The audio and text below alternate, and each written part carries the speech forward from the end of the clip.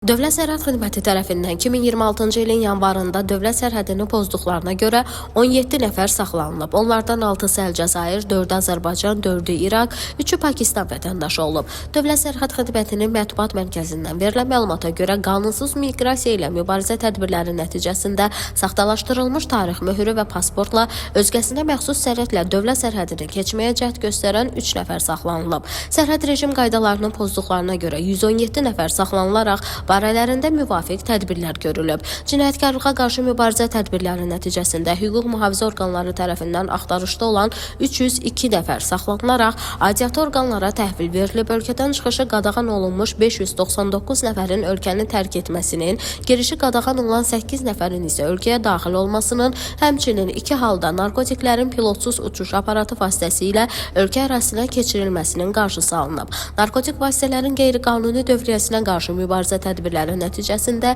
120 kiloqram 645 qram narkotik vasitə aşkarlanaraq dövriyyədən çıxarılıb. Qaçaqmalçılıq fəaliyyətinə qarşı mübarizə tədbirləri nəticəsində isə ümumi dəyəri 6 milyon 570 min 790 manat olan qaçaq mal, o cümlədən pnevmatik tapanca, dərman vasitələri və tütün məmulatları aşkar olunaraq götürülüb. Qeyd olunub ki, dövlət sərhədlərimizin etibarlı mühafizəsinin təşkili istiqamətində tədbirlər davam etdirilir.